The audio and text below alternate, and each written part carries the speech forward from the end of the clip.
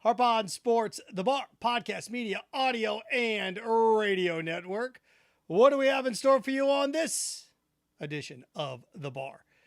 A college football season synopsis, regular season in the rearview mirror, and just, 41 bowl games on the horizon with so many opt-outs. I don't know what you really get out of the bowl games until you get like to the New Year's Six. For building programs, fine. For middling programs, I look at this. Like if Florida State wins, what does it mean? If Florida loses, what does it mean? Yeah. But now that the regular season is gone, we're going to look through the rearview mirror and see what we took away from this year. And like anything else, I think there's a hierarchy here of things that we now know to be true that we didn't some 14, 15 weeks ago. So we're going to look at that. Also, Heisman voting devalued. Good gracious. I always knew there's a lot of people that voted. 870 voters, right? Good God. Some of the people that receive votes, and look, they're nice players, but Heisman winners? This thing is so regionally biased. And I guess if you're going to kill regional bias, you just have to flood the market with votes. But this is ridiculous. What do we have? 12, 13 different guys that got at least a one vote. So I propose that we cut down on the Heisman voters. There's too many. 870 people. Come on. Half that. Yeah, half that. And I see people that I don't watch much Pac-12 football. Then you should be a voter. I think there should be a test every year. No, not every year, but just like a license, an officiating license. I just, some of this stuff's ridiculous. And I'm going to go through and tell you why it's ridiculous. Also, NFL regular season, we got a month to go. So we're going to look at our 4-week window. I think there's now a front runner for the MVP. And I'm going to look at the bookends at the top and at the back of the playoff picture. So Harp On Sports, the Bar, podcast, media, audio, radio network, at Harp On Sports Twitter, at Harp On Sports Instagram. You can follow us via that route. Auditory route, Buzzsprout, Spotify, Apple Podcast. Also, consume us. Harp On Sports, the Facebook page, Harp On Sports, the YouTube channel, and of course, harponsports.com. Let's start off first with college football season in review. Now, look, a lot can be determined over the course of the next few weeks here, but as we sit today, I think there's some value without needing the next few weeks. Yeah, I mean, let's face it. If Ohio State and Michigan meet in the national championship game, does that mean the Big Ten's better than the SEC? No. No, it doesn't. If TCU wins it, does that mean the Big 12 is better than all of them? No. So see, that's why you got to be careful. Well, we got to wait until no, you don't need to wait. There's certain things that you can just take stock in right now. So I got a couple things for you. I got 5 observations for me, now that the regular season is done, that I think are now true. And some of these are going to be flashy and sexy. Some of them you'd be like, oh yeah, duh. Well, let's start off then. The first one I have on my list, 5 counting down, is that the group of 5 no longer has a powerhouse leader.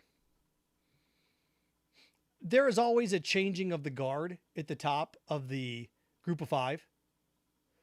And for the longest time, it was Boise State. And then Houston snuck around the corner. TCU was there before. They joined the Big 12 a little bit. But you had Boise State. Then around the corner, here comes TCU, although that was short-lived. And bam, before you know it, here's Houston. And after Houston, it was Central Florida. And like the Northern Illinois of the world and Western Michigan went undefeated one year in there. But let's face it, the group of 5 has always had, an anchor. It changes because coaches leave there all the time. All those coaches left. And for the last few years, it was Cincinnati. So it went to me the longest time. Boise State into Houston, then UCF, and then Cincinnati. But Cincinnati, Luke Fickell's gone now. They don't make their conference championship game. And the group of 5 is now what? Represented by Tulane. Willie Fritz is a good coach. Is this a one-shot deal? We'll see. with the group of 5 team getting a seat at the table, at least a 12-team table. They're always going to be on the road, right? They're always good. The group of 5, it's going to be hard seeing them hosting like Alabama or hosting a major program, but we'll see. We'll see exactly in 2-3 years here how this all shakes out. But for the first time, the changing of the guard, who's it going to be next? We'll see. But Cincinnati has passed that baton to who? Tulane for this year, but we'll see if they are that staple group. It usually works in 3 or 4 year spurts, so we'll see where it goes from there.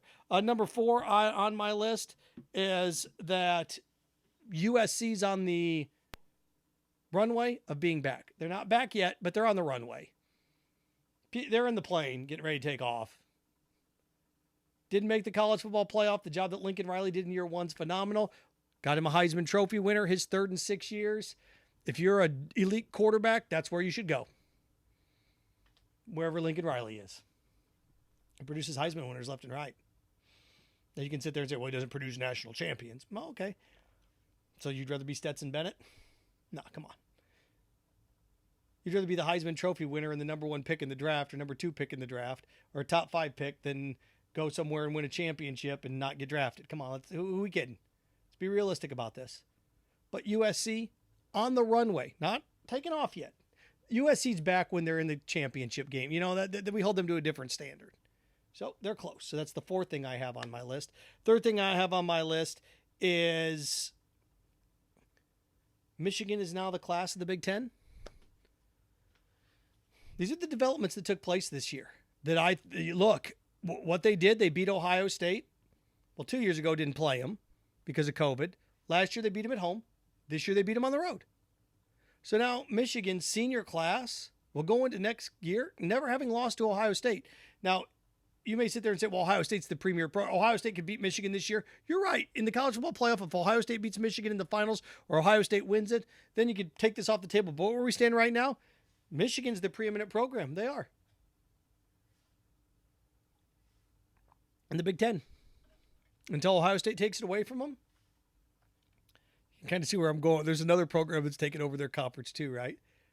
Number 2, I have portal pandemonium. Talk about changing the landscape of college football. It's the most significant change to college football and changing the landscape since the scholarship change. With the streamlining of scholarships, a hard count on scholarships. So you didn't have Alabama offering guys just so they could keep them away from Auburn with no intention to ever play them. You had 50, you could offer a million. Do you remember that when you could have 130, 140 scholarships? And to me, the transfer portal is the most significant thing since then. And they kind of get a curb on it. Our last podcast, we offered some suggestions when it comes to the portal. You can only sign 6 to 8 guys from the portal each year. I said 6. A lot of people think 8. You only can sign 6 guys out of the portal. If you want to transfer within the conference, you have to sit out a year. That way you disperse talent across the country. Outside of the conference, you can transfer immediately. Within the conference, you still have to sit out a year. There's ways to try to strengthen this. We'll see what happens. And also with the NFL draft, you can enter the NFL draft. If you don't get drafted, then you can come back to college football, but you have to go to a group of 5 instead of a power 5. So if you're insert wide receiver Mississippi State, you enter the NFL draft, you don't go. You can come back to college football, but you have to come back to a group of 5. Rising tide, all ships. Number 1. What 2022 college football, biggest takeaways? Number 1, Georgia's now the elite program in not only the SEC, but college football. Alabama, Clemson right there, 1-2 for the longest time. Clemson's kind of faded away the last 2 or 3 years. Ohio State's been right there as well, but now it's Georgia. Doesn't mean Georgia's going to win the national championship. They could lose to Ohio State. The best team doesn't necessarily win. Right? The Chiefs were the best team last year, lost to the Bengals. It happens. Patriots went 18-0, didn't win the Super Bowl. College football, it happens. Kentucky was 38-0, lost in the Final Four to Wisconsin. So, it was about 8-9 years ago now, right? So, as you look at these things, Georgia's the preeminent program in college football now. So those are my 5 takeaways from 2022. pivoting from that right into the Heisman. Look, I think the order was correct. When you're arguing over the bronze medalist, I think we're okay. Caleb Williams was the best player in college football this year. I did see some people tweeting that are voters, at least they say they're voters. I didn't watch one of his games this year. Well, you should be allowed to vote. And look, this is regionally biased anyway. I never understood, and this happens like with MVP voting as well. And I get it because we're still caught in this arcane media world where the beat writers and everybody that's on the beat gets the... But if you're following the same team and you're watching the same team in the same window in the press box all year long, you don't watch other things. You don't. To me, I'll just give you an example. A guy sitting back at the headquarters at ESPN, like a Joey Galloway or a Dan Mullen, who's sitting there watching 5, 6, 7, 8 games a day, they're much more worthy of a Heisman voter than somebody that's covering one team. You tell me if how on earth, if you're covering, just an example, you're covering just Tennessee football, you're going to have any sort of gauge on the rest of the country. 870 voters? It's ridiculous. Plus all the former Heisman winners, I get that they get a vote. Then the fans get one vote. And you see why the fans shouldn't be getting a vote. Hendon Hooker was their winner. He was good and he had a good year, but the Heisman winner? Well, if he doesn't get hurt, but he did get hurt. Blake Corum got hurt too. The difference is Tennessee had lost a game with Hendon Hooker. Michigan didn't lose a game with Blake Corum. And Blake Corum's my cutoff line. I went through and looked. What do we have? Over 10 different guys got a first place vote? Come on, if this doesn't, it's ridiculous. Michael Penix Jr., 9 first place votes. You really think the quarterback at Washington should have won the Heisman? Come on, 9 first place votes. Bijan Robinson, 4 first place votes for Texas. He was the best player in college football. And then, was it Drake May at North Carolina, 3 votes? Those 16 voters shouldn't be allowed to vote anymore. Take those votes away from those people. Come on. It's ridiculous. The 9 people, Michael Penix Jr., better than Caleb Williams. Stop it. And the only way that this works is there's so many voters that the nonsense cancel each other out, and about the 250 people that probably take this somewhat seriously, that aren't just voting for their own conference, whether it's Big Ten honks or SEC honks or Pac-12 honks. You're not Pac-12 honks because the award doesn't to live out there. I was glad to see Caleb Williams win it. He's the best player I saw all year. I went through and looked. I watched complete 3 USC games this year, 1 in person. Caught bits of 5 or 6. Of the 870 voters, how many do you think you can say that? I'm not saying I deserve the award or should vote. No, I'm just saying when I consume more football than over half your voters.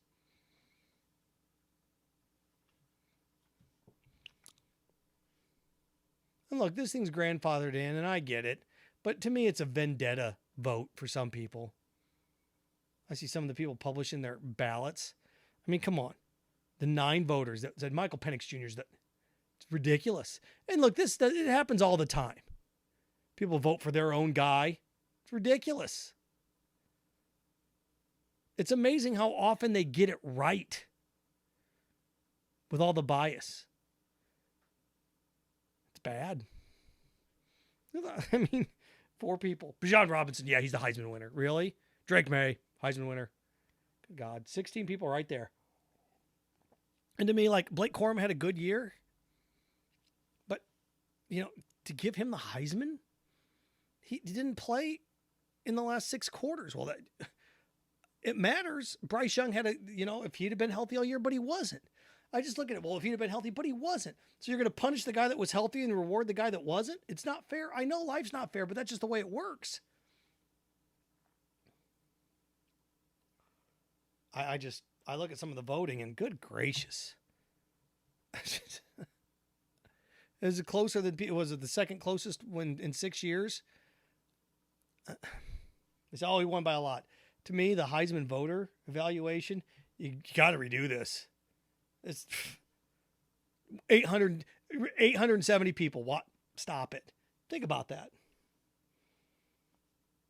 What's the math on that? 870 divided by 50, if you want to go state by state. 13 people per state, 14 people per state. You think there's 14 worthy voters per state? That's not even counting. That's counting 14 voters in Wyoming and 14. But there's, 40 people that should be voting for the Heisman from the state of Florida? Come on. Be smart about this. Really? Come on.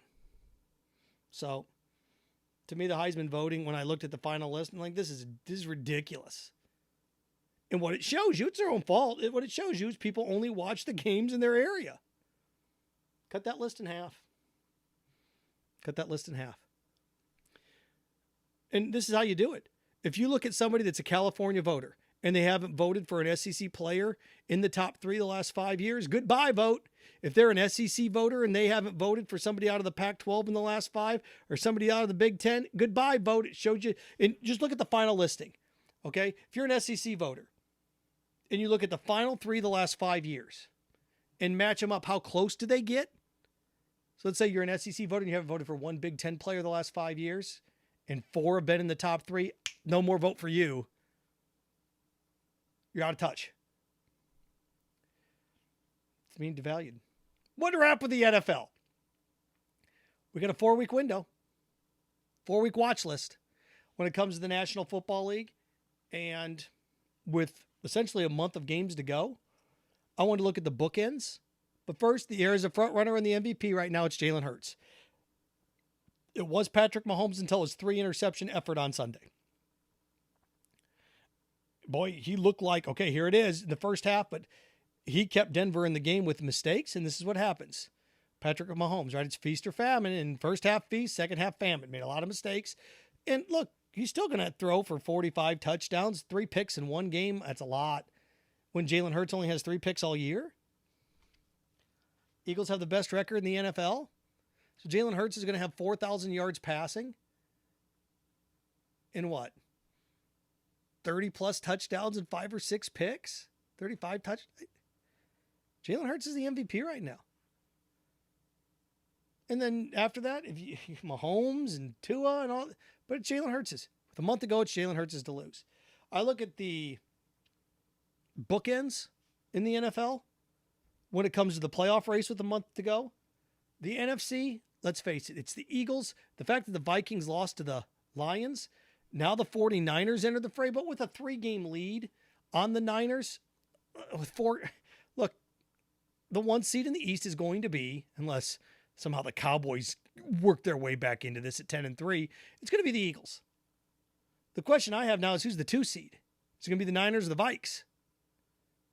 And Purdy, the job that he's done is pretty strong, pretty amazing. And the fact that they dumped the Bucs the way they lit up the Bucs. Now Deebo Samuel being out, there's just so many injuries you can have. And with him being done, it's the Eagles. It's the Eagles' conference to win.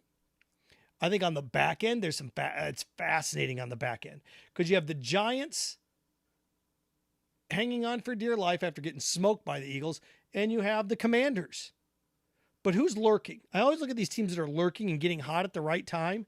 I don't know if they can make up enough ground, but the 2 teams that are sitting there lurking are the Packers and the Lions. And they don't play till the end of the year. They play the final game of the year, but with the Packers hosting like the Rams and what the Lions have coming up, the Lions have the Cowboys coming up.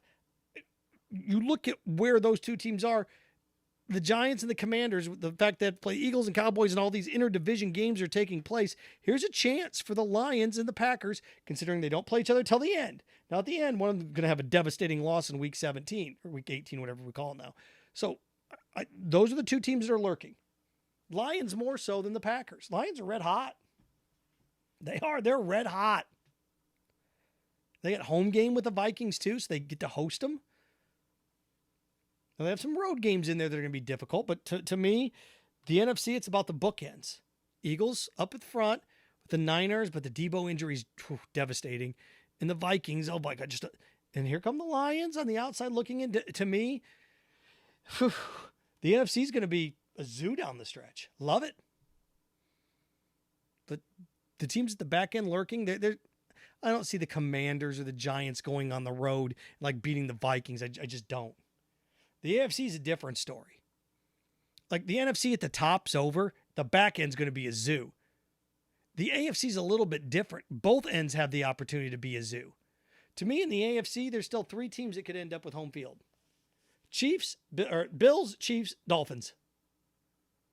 I don't think all three of them can lose enough to get the Bengals up in there. The Titans are falling apart. But the Bills, the Chiefs, well, one of those teams is going to go 3-1. Don't we think down the stretch, one of those teams is going to go 3-1 down the stretch? And the Bills are in the driver's seat. They hold the tiebreaker over the Chiefs, and they host the Dolphins coming up. And it's imperative for the Dolphins to get home field, because if the Dolphins have to go on the road, now the Finns can get away with going to Tennessee and winning, maybe. But if it starts to snow, it's a 13 to 20 degree day, and they hand the ball off to Derrick Henry 25 times. But with what the Jaguars just did, we're going to get to the Jaguars in a second. AFC, look, there's three different teams up there. I do think out of the AFC, though, there are three teams that legitimately have a shot to go to the Super Bowl. Three. In the NFC, I think there are three. In the NFC, I think the Eagles have a shot. Boy, it's going to be tough for the Cowboys to go on the road, but right now the Cowboys still have a shot because they still have a shot at the division. And I'd say the 49ers. I don't think anybody else does. I don't think the Vikings do. Nobody else does. In the NFC, I think there are three teams that have a shot to go to the Super Bowl. Bills, Chiefs, Bengals. Everything else is just kind of there. I don't think the Dolphins do. Just don't. Last week, So, hey, the back end of the AFC is fascinating. Because, the Pats and the Chargers hanging on for dear life, but, you got the Jets and the Jags back at that back end, too. Can the Jags actually get in here? They're going to have to win out. Or I think at 8-9, they still have a shot to get in there. So if they can go 3-1 their final four games with the Jags, they went to Detroit and got drilled, who's probably the hottest team in the NFL right now, sans Eagles. Fascinating. Look, there's where we are with a month to go. The middle is just kind of mush. All the excitement's on the back ends and the front end. From what I've seen, I think right now, after Debo getting hurt, I think it's the Eagles-Bills Super Bowl. But, give me 48 hours. The way the NFL's going, things change constantly. Beginning of the year, what did I say? I think I said Packers. Did I say Packers? Bills, Packers, didn't I? Packers still have a shot. Got to win out, though. All right, there we go. Harp on Sports, the bar. Radio, audio, video network. Follow, share, like, subscribe at Harp on Sports Twitter, at Harp on Sports Instagram. Auditory Route, Buzzsprout, Spotify, Apple Podcast, the bar. Also, Harp on Sports, the Facebook page, Harp on Sports, the bar, the YouTube channel, and of course, harponsports.com. Remember, stay clean, stay focused, stay strong. Frankenstein, have fun with your friends.